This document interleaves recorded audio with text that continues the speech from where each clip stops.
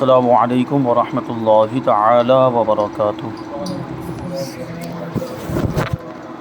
نحمدہ ونصلی ونسلم علی رسولہ الکریم، اما بعد فاعوذ باللہ من الشیطان الرجیم، بسم اللہ الرحمن الرحیم۔ ان اللہ وملائکتہ یصلون علی النبی یا ایہا الذین آمنوا صلوا علیہ وسلموا تسلیما۔ اللہم صلی علی سیدنا ومولانا محمد معدن الجود والکرم وآلہ الکرام وابنہ الکریم وبارک وسلم صلاۃ وسلاما علیک یا رسول اللہ صلی اللہ تعالی علیہ وسلم۔ ابھی تک ہم نے جو کچھ بھی وقف کے بارے میں مسائل سنے، اس میں عام طور پر یا تو مسجد کا تذکرہ آیا ہے، یا قبرستان کا، یا مدرسے کا تذکرہ آیا۔ اب ایک چیز آپ نئی سماعت کریں گے کہ اپنی اولاد پر بھی وقف کیا جا سکتا ہے، بلکہ آدمی خود اپنے آپ پر بھی وقف کر سکتا ہے۔ یعنی یہ کہہ دے یہ میری جو جائیداد ہے یہ میرے لیے وقف ہے، اور میرے مرنے کے بعد فقیروں کے لیے وقف ہے، غریبوں پر وقف ہے۔ یعنی جب تک میں زندہ ہوں اس کی آمدنی میرے اخراجات میں خرچ کی جائے گی، میری ضرورت میں خرچ کی جائے گی، اور جب میں مر جاؤں گا تو اس کی جو بھی آمدنی وہ فقیروں کو دی جائے گی۔ فقیروں کا ذکر ضروری ہے ساتھ میں ملا کر۔ یا اولاد پر وقف کیا ہے کہ میری اولاد پر وقف، میری اولاد کی اولاد پر یہ وقف ہے۔ تو اب یہاں پہ سوال یہ پیدا ہوتا ہے کہ اولاد تو مرنے کے بعد خود بخود وراثت پاتی ہے، میراث میں ان کا ترکے میں ان کا حصہ ہوتا ہے کہ نہیں؟ جیسے والد صاحب کا انتقال ہو رہا ہے تو خود بخود ان کی جائیداد اولاد کو ملے گی، تو ان پر وقف کرنے کا کیا مطلب ہے؟ تو وقف کے معنی پر غور کریں آپ، کہ سب سے پہلے سبق میں جو آیا تھا کہ وقف کہتے کسے ہیں؟ وقف آدمی اپنی ملکیت سے اس چیز کو نکال دیتا ہے جس کو وہ وقف کر رہے ہیں، وہ اس کی ملکیت سے نکل جاتی ہے اور کسی کی ملکیت میں داخل بھی نہیں ہوتی۔ جبکہ میراث کا معاملہ کیا ہے؟ ترکے کا، وراثت کا معاملہ کیا ہے؟ مرحوم کی ملکیت سے نکل کے وارث جو ہوتے ہیں ان کی ملکیت میں وہ داخل ہو جاتی ہے۔ تو اولاد پر اگر کوئی جائیداد وقف کرے گا تو وقف کرنے سے اس کی ملکیت سے خارج تو ہو جائے گی، لیکن اولاد کی ملکیت میں داخل بھی نہیں ہوگی، وہ اس کے مالک نہیں مانے جائیں گے۔ وہ اس کو استعمال کر سکتے ہیں اگر استعمال کرنے کے لیے ہے، اگر آمدنی ان پر خرچ کرنے کے لیے وقف کیا ہے تو ان کی آمدنی اس کی اولاد پر خرچ کی جاتی رہے گی، اس جائیداد کی آمدنی۔ تو یہ وقف میں اور میراث میں یہ فرق ہوگا۔ تو بیان کرتے ہیں کہ کیا اپنے اوپر یا اپنی اولاد کے اوپر وقف کر سکتے ہیں اور اس کی کیا صورت ہے؟ جواب: جی ہاں، اپنے اور اپنی اولاد پر وقف کر سکتے ہیں، اور اس کی صورت یہ ہے کہ یوں کہے کہ اس جائیداد کو میں نے اپنے اوپر وقف کیا، میرے بعد اس کی آمدنی فقراء پر خرچ ہوگی، فقیروں پر، غریبوں پر خرچ ہوگی۔ اسی طرح یہ جائیداد میری اولاد پر وقف ہے، وہ نہ رہے تو فقراء پر۔ یعنی جب تک میری اولاد کا سلسلہ جاری رہے گا وہاں تک اس کی آمدنی میری اولاد پر خرچ ہوگی، اور جب میری اولاد کا سلسلہ ختم ہو جائے، یہ ہو سکتا ہے امکان ہے کہ نسل ختم ہو جائے، تو پھر فقیروں پر اس کی آمدنی کو خرچ کیا جائے گا۔ فتاوی ہندیہ، جس کو فتاوی عالمگیری بھی کہتے ہیں، وہاں اس میں لکھا ہے کہ یوں کہا کہ اس جائیداد کو میں نے اپنے اوپر وقف کیا، میرے بعد فلاں پر، اس کے بعد فقیروں پر، تو یہ وقف جائز ہے۔ یوں ہی اپنی اولاد یا نسل پر بھی وقف کرنا جائز ہے۔ میں نے اپنی نسل پر وقف کیا، نسل پر وقف کرنے کا تو کیا مطلب؟ اولاد کی اولاد، اولاد کی اولاد، اولاد کی اولاد، وہ سب اس میں آگے، نسل کا تو یہ مطلب ہوا۔ تو یہ وقف بھی درست ہے اور جائز ہے۔ مطلب اس میں کبھی کچھ فائدے ہو سکتے ہیں، اور کبھی کسی فائدے کے پیش نظر، کسی مصلحت کے پیش نظر یہ کیا جا سکتا ہے اولاد پر وقف۔ جی ممکن ہے کہ اولاد پر جو ہے کہ اطمینان نہیں ہے، اولاد جو ہے کہ غلط جگہ پہ اس کو خرچ کر دے گی، یہ جائیداد کو ضائع کر دے گی، جو بھی زمین ہے بیچ بات کے لوگ ختم کر دیں گے۔ تو اگر چاہتا ہے کہ وہ زمین محفوظ رہے اور اس کا فائدہ اولاد ہی کو پہنچتا رہے، وہ جائیداد محفوظ رہے اور اس کا فائدہ ان کو پہنچتا رہے، اس کی آمدنی خرچ ہوتی رہے، تو اس طرح وقف کر کے چلا جائے، تو وہ بیچ نہیں سکیں گے، کیونکہ وقف کو بیچا نہیں جا سکتا، وہ کسی کو ہبہ بھی نہیں کر سکیں گے، بس یہ ہے کہ اس سے فائدہ حاصل کر سکتے، اس کی آمدنی ان پر خرچ ہوتی رہے گی۔ تو یہ ایک اس میں یہ حکمت ہو سکتی ہے اس طرح کرنے میں۔ اب آگے جو سوال ہے کہ جو اولاد وقف کے وقت موجود نہ ہو مگر آمدنی کے وقت موجود ہو تو کیا اسے حصہ ملے گا؟ کیونکہ اصل میں تو آمدنی وقف کی جا رہی ہے کہ یہ جو بھی جائیداد ہے اس کی آمدنی میری اولاد پر جو ہے کہ خرچ کی جائے گی۔ جب یہ بول رہا تھا اس وقت اولاد موجود نہیں تھی، ہاں جب آمدنی آئی اس کی، کیونکہ ہو سکتا ہے 1 سال کے بعد اس کی آمدنی آئی ہو، وہ 1 سال کے بعد اولاد موجود ہے، تو وہ حصہ ملے گا کہ نہیں اس اولاد کو؟ تو جواب: اپنی اولاد پر وقف کیا، ان کے بعد مساکین اور فقراء پر تو جو اولاد آمدنی کے وقت موجود ہے اگرچہ وقف کے وقت موجود نہ تھی اسے حصہ ملے گا آمدنی کا اعتبار، اور جو وقف کے وقت موجود تھی اور اب مر چکی ہے اسے حصہ نہیں ملے گا۔ یعنی آمدنی کے وقت اور کسی بیٹے کا انتقال ہو گیا، وقف جب کر رہا تھا، جب یہ کہہ رہا تھا کہ یہ جائیداد میری اولاد پر وقف ہے، 4 بیٹے مثال کے طور پر موجود تھے اس وقت، لیکن جب اس کی آمدنی آئی، پہلی آمدنی آئی یا بعد میں کوئی آمدنی آئی، اس وقت ایک لڑکے کا انتقال ہو چکا تھا، تو اب وہ آمدنی کا مستحق نہیں ہوگا، یعنی اس میں سے اس کا حصہ نہیں دیا جائے گا۔ یا ایسا نہیں کہا جا سکتا کہ یہ نہیں رہا تو لاؤ اس کا حصہ اس کی اولاد کو دے دیا جائے، نہیں، وہ وقف ہے، وقف میں میراث جاری نہیں ہوتی۔ آگے سوال ہے کہ اولاد نہیں ہے اور اولاد پر یوں وقف کیا کہ جو میری اولاد پیدا ہو یعنی آئندہ پیدا ہو وہ اس کی آمدنی کی مستحق اور حقدار ہے، تو کیا یہ وقف درست ہے؟ ابھی اولاد نہیں ہے، جب وہ وقف کر رہا ہے اس وقت اولاد موجود نہیں ہے، کہہ رہا ہے کہ میری بعد میں جو بھی اولاد پیدا ہوگی اس پر وقف کر رہا ہوں، تو ایسا وقف کرنا کیسا ہے؟ تو جواب دیتے ہیں کہ اولاد نہیں ہے اور اولاد پر یوں وقف کیا کہ جو میری اولاد پیدا ہو وہ آمدنی کی وہ مستحق ہوگی، تو یہ وقف صحیح ہے۔ اور اس صورت میں جب تک اولاد پیدا نہ ہو وقف کی جو کچھ آمدنی ہوگی مساکین پر یعنی ضرورت مندوں پر، بھوکوں پر، فقیروں پر اس کو خرچ کیا جائے گا، اور جب اولاد پیدا ہوگی تو اب جو کچھ آمدنی ہوگی وہ اولاد کو ملے گی، کیونکہ ابھی اس نے اصل تو اولاد پر وقف کیا ہے، اور اولاد نہیں ہے تو جب تک اولاد نہیں وہاں تک اس کی آمدنی، ظاہر سی بات ہے اولاد نہیں تو آمدنی تو جاری رہے گی اس کی، جو بھی آمدنی ہو رہی وہ فقیروں پر خرچ کرتے رہیں گے، اور جب اولاد ہو جائے تو پھر اولاد پر خرچ کریں گے، یعنی وقف تو وہیں سے شروع ہو جائے گا، جب وہ بولا وہیں سے وہ چیز وقف تو ہو گئی۔ اب یہ کہ آمدنی کو خرچ کیسے کرنا ہے، اولاد نہ ہونے کی صورت میں فقیروں کو دے گا، اور اولاد آ جائے تو پھر اولاد کو۔ آگے ایک سوال ہے کہ اولاد پر وقف کیا تو کون کون شامل ہوگا، اور صرف لڑکوں یا صرف لڑکیوں پر وقف کیا تو کون شامل ہوگا؟ مطلق اولاد کا لفظ بولا، دیکھیے ابھی ہم اولاد جو یہ لفظ جب بولتے ہیں ہماری زبان میں بھی، صرف اردو کی بات نہ کریں یا عربی کی بات نہ کریں، ہم اپنی زبان کی بھی بات کریں، جب ہم لفظ اولاد بولتے ہیں تو اس میں لڑکا لڑکی دونوں شامل ہو جاتے ہیں۔ بھائی آپ کی اولاد خیریت سے، یوں سوال پوچھتے ہیں ہم، اولاد خیریت سے، تو یہ صرف لڑکوں کے بارے میں نہیں پوچھ رہا ہوتا ہے آدمی، لڑکے لڑکیاں جو بھی ہیں ان کے بارے میں پوچھ رہا، تو اولاد میں دونوں شامل۔ لیکن اگر لڑکی بولا ہے صرف، یا لڑکا بولا ہے کہ میں نے اپنی لڑکیوں پر وقف کیا یا میں نے اپنے لڑکوں پر وقف کیا، تو اس میں کیا حکم ہوگا؟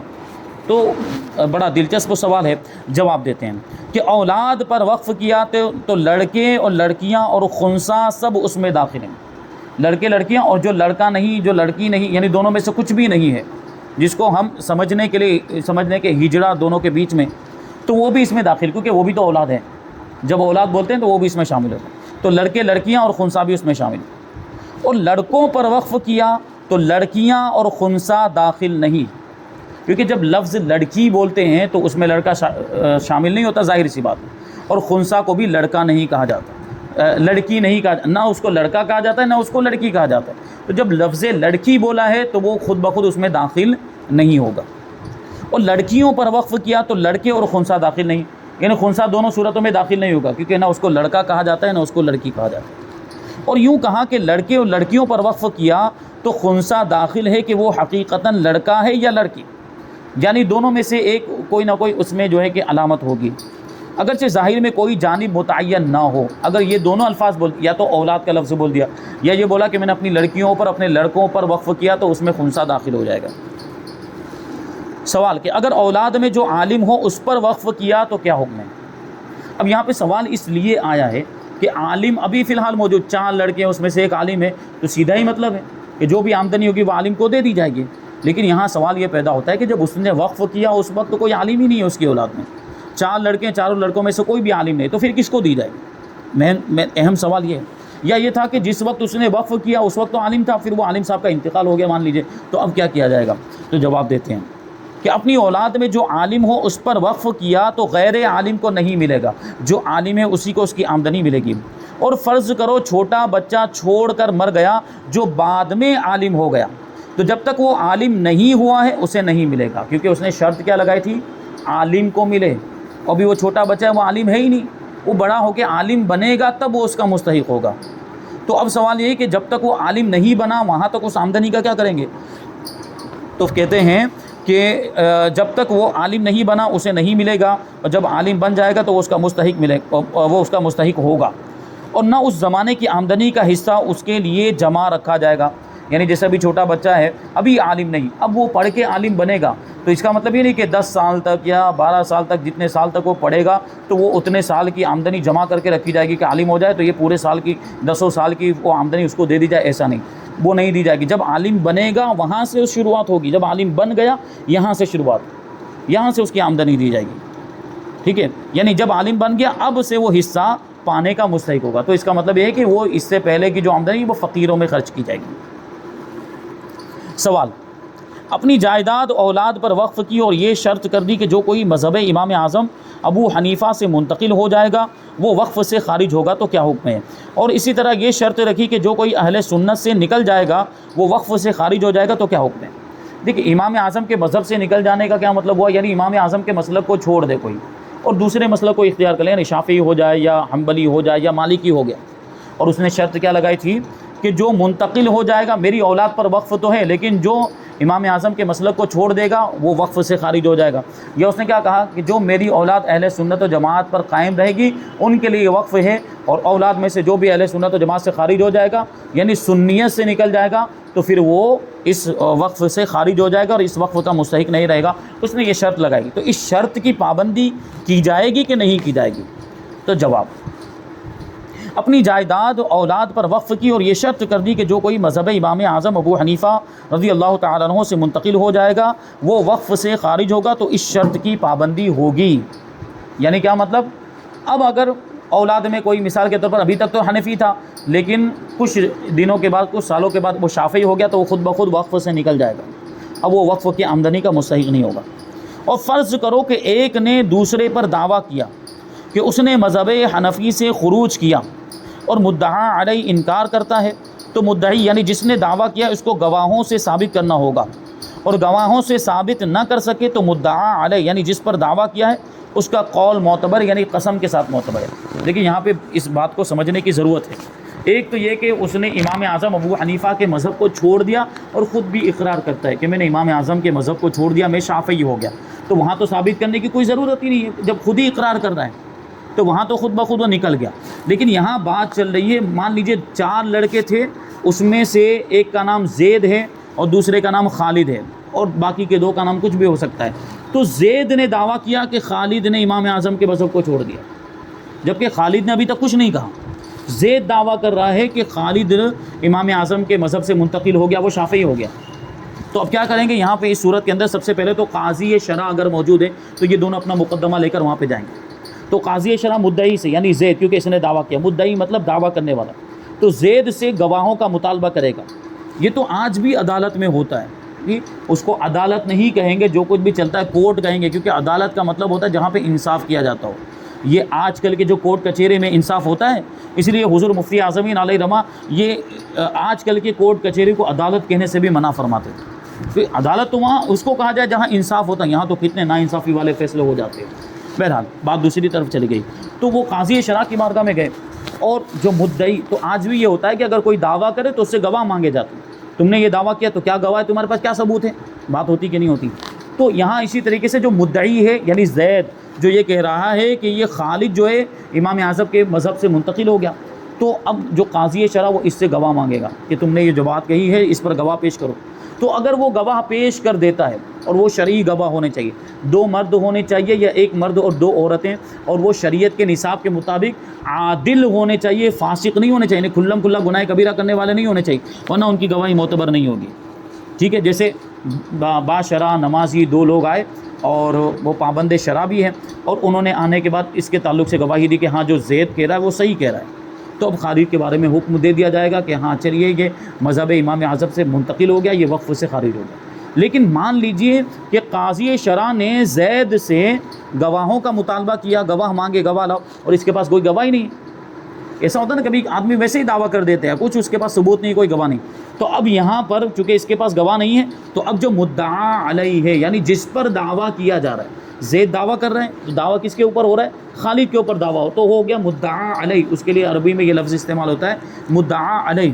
جس پر دعویٰ کیا جا رہا ہو، تو اس کا قول قسم کے ساتھ معتبر ہوگا. یعنی پھر قاضی شرع اس کو کہے گا کہ چلو اس کے پاس تو گواہ نہیں ہے، تو اب اس کی بات اس اعتبار سے ثابت نہیں ہو پائے گی.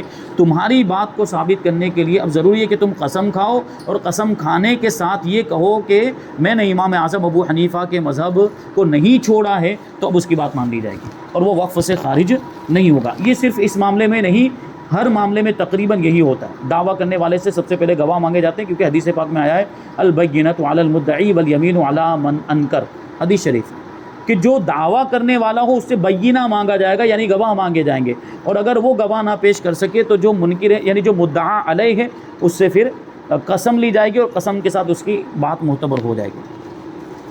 تو گواہوں سے ثابت کرنا پڑے گا، اور اگر وہ گواہوں سے ثابت نہ کر سکے تو مدعا علیہ یعنی جس پر دعویٰ کیا ہے اس کا قول معتبر ہے. اور اگر یہ شرط ہے کہ جو مذہب اہل سنت سے خارج ہو وہ وقف سے خارج، اور ان میں کوئی رافضی، خارجی، وہابی وغیرہ ہو گیا تو وقف سے نکل گیا، کیونکہ یہ سب اہل سنت میں داخل ہیں، یہ تو اہل سنت سے خارج ہیں، ان کو اہل سنت سے نہیں مانا جاتا. رافضی، خارجی، وہابی، اہل حدیث، غیر مقلد کوئی بھی ہو گیا وہ، تو وہ وقف سے نکل جائے گا. یوں ہی اگر کھلم کھلا مرتد ہو گیا، تو جب رافضی، خارجی ہونے سے یہ ہوتا ہے، تو مرتد اگر ہو جائے یعنی کفر اختیار کر لے، کوئی کفری عقیدہ اختیار کر لے، جب بھی وہ وقف سے خارج ہو جائے گا یعنی نکل جائے گا. اب سوال یہ پیدا ہوتا ہے کہ مان لیتے ہیں چلیے ابھی اس نے یہ شرط لگائی تھی کہ اہل سنت سے خارج تو وقف سے خارج، وہ نکل گیا تھا، مرتد ہو گیا، یا رافضی ہو گیا، خارجی ہو گیا، وہابی ہو گیا، غیر مقلد ہو گیا، لیکن ممکن ہے کہ بعد میں اس نے توبہ کر لی ہو. یہ بھی تو ہو سکتا ہے کہ بعد میں اس نے توبہ کر لی، وہ خارجی مذہب سے توبہ کر لی، رافضی مذہب سے یا وہابیت سے اس نے توبہ کر لی، پھر سے سنی بن گیا. مرتد ہو گیا تھا، پھر سے کلمہ پڑھ لیا اس نے، توبہ کر لی، تجدید ایمان کر لیا، پھر سے جو ہے کہ کلمہ پڑھ کے مسلمان، جو کفر اس نے بکا تھا اس سے توبہ کر لی. تو اب کیا حکم ہوگا؟ یعنی ایک مرتبہ یہ اہل سنت سے نکل جانے کی وجہ سے وہ وقف سے خارج ہو چکا ہے، پھر واپس اہل سنت میں آیا تو کیا پھر سے وقف میں داخل ہوگا؟ سوال یہ. تو جواب دیتے ہیں کہ اگر توبہ کر کے پھر مذہب اہل سنت کو قبول کیا تو اب بھی وقف سے محروم ہی رہے گا. ایک بار نکل گیا تو دوبارہ اب اس میں داخل نہیں ہوگا. ہاں اگر واقف نے، وقف کرنے والے نے یہ شرط لگا دی ہو کہ اگر تائب ہو کر یعنی توبہ کر کے مذہب اہل سنت کو قبول کرے تو وقف کی آمدنی کا مستحق اور حقدار ہوگا، تو اب اسے ملے گا. وہی چیز ہے، اس نے ڈائریکٹ مطلق ایسا کہا تھا کہ اہل سنت سے نکل گیا تو مستحق نہیں، تو نکلنا تو پا لیا گیا. اب نکلنا ایک بار اگرچہ پائے گا، پھر اگرچہ واپس آ جا رہا ہے، دوبارہ آ جا رہا ہے، لیکن اب مستحق نہیں. جب ایک بار نکل گیا دوبارہ اس میں شامل نہیں ہو سکتا. لیکن واقف نے وقف کرتے وقت یہ شرط لگا دی کہ اہل سنت سے نکل جائے گا تو خارج تو ہو جائے گا وقف سے، لیکن اگر توبہ کر کے واپس آ جاتا ہے تو واپس مستحق ہوگا، تو ایسی صورت میں اس کو اس کا حصہ ملے گا. ایک سوال کو اور شامل کرتے ہیں کہ اگر اولاد اور اولاد کی اولاد پر وقف کیا تو کیا حکم ہے؟ اس نے یہ الفاظ ادا کیے کہ میری اولاد پر اور اولاد کی اولاد پر میں نے یہ جائیداد وقف کی، تو ایسی صورت میں وہ کہاں تک یہ سلسلہ اولاد کا اس میں داخل ہوگا؟ کیونکہ دیکھیے اس کی اولاد اور اس کی اولاد کی اولاد یعنی اس کے پوتے پوتیاں ہو گئے، اس کے پوتے پوتیاں، تو اس میں اب سوال ہے کہ نواسا نواسیاں داخل ہوں گے کہ نہیں، اور پوتے پوتیوں کے بچے اس میں داخل ہوں گے کہ نہیں ہوں گے، یہ سوال ہے. تو جواب دیتے ہیں اولاد اور اولاد کی اولاد پر وقف کیا تو صرف 2 ہی پشت تک کی اولاد حقدار ہے. سمجھے؟ پوتے کی اولاد مستحق نہیں، کیونکہ 2 ہی تک تو اس نے کہا ہے، میری اولاد اور میری اولاد کی اولاد یعنی پوتے، تو پوتے تک تو مستحق ہے، اور پوتوں کی جو اولاد ہوگی وہ اس کی مستحق نہیں. الفاظ کا اعتبار ہوگا. اور اس میں بیٹی کی اولاد یعنی نواسی اور نواسیوں کا بھی حق نہیں، کیونکہ اس نے کہا میری اولاد اور اولاد کی اولاد. ٹھیک ہے، تو یہاں عام طور پر جب یہ لفظ بولا جاتا ہے تو پوتے مراد ہوتے ہیں، اگرچہ اولاد میں لڑکی بھی ہے تو لڑکی کی اولاد یہ نواسا نواسی ہو جائے گا، لیکن یہاں عام طور پر جب لفظ یہ بولا جاتا ہے میری اولاد اور اولاد کی اولاد تو اس سے پوتے اور پوتیاں مراد ہوتی ہیں، تو نواسے اور نواسیوں کا اس میں حق نہیں. اور اگر یوں کہا کہ اولاد پھر اولاد کی اولاد پھر ان کی اولاد، یعنی 3 پشتوں کا اس نے ذکر کیا، تو یہ ایسا ہی ہے جیسے نسلاً بعد نسلن اور بطناً بعد بطنین کہتا. یعنی اگر اس نے یہ لفظ کیا کہ نسلاً بعد نسلین یعنی ایک نسل کے بعد دوسری نسل، پھر اس کے بعد دوسری نسلوں کو ملتا ہی رہے، تو 3 پشتوں کو اگر ذکر کر دیا ہے تو پھر اس کے بعد جتنا بھی سلسلہ اس کا جاری رہے گا وہاں اس کی اولاد کو ملتا ہی رہے گا، کہ جب تک سلسلہ اولاد میں کوئی باقی رہے گا وہ حقدار ہوگا، اور نسل منقطع ہو جائے تو پھر فقیروں کو ملے گا. 3 پشتیں اگر ذکر کی، 2 ہی پشتیں ذکر کی ہیں تو پوتوں تک ہی ملے گا، اور اگر 3 پشتوں کا ذکر کیا کہ میری اولاد پھر اس کی اولاد پھر ان کی اولاد کی اولاد، تو یہ نسلاً بعد نسلین کے حکم میں ہے، بطناً بعد بطنین کے حکم میں۔ بطناً بعد بطنین کا یعنی پیٹ کے بعد پیٹ، نسل کے بعد نسل، تو وہ سلسلہ جب تک چلتا رہے گا، جب تک اس کی اولاد میں کوئی بھی باقی رہے گا وہ مستحق ہوگا، اور اولاد کا سلسلہ ختم ہو گیا تو پھر فقیروں میں وہ اس کی آمدنی خرچ کی جاتی رہے گی، کیونکہ وقف تو ہمیشہ باقی رہے گا، اور وقف ہمیشہ کے لیے وقف رہے گا، کیونکہ اس کے لیے اب آپ پہلے ہی یہ شرط پڑھ چکے ہیں کہ وہ جہت جو بھی وقف کی وہ جہت ہو وہ ہمیشگی والی جہت ہونی چاہیے، اس میں بیچ میں انقطاع نہیں ہونا چاہیے۔ آدمی یہ نہیں کہہ سکتا کہ میں نے 1 مہینے کے لیے وقف کیا، میں نے 2 مہینے کے لیے وقف کیا، میں نے 1 سال کے لیے، یہ وقف درست نہیں۔ یہ ساری باتیں ہم پیچھے سن چکے ہیں، تو یہاں ہمیشہ کے لیے وقف ہوا ہے، تو جب تک، اب ظاہر سی بات اولاد کا ذکر کیا، تو جب تک اولاد ہے وہ اولاد پائے گی، اب جب اولاد کا سلسلہ منقطع ہو جائے گا تو وقف پھر بھی باقی رہے گا، اب فقیروں میں اس کی آمدنی خرچ کی جاتی رہے گی۔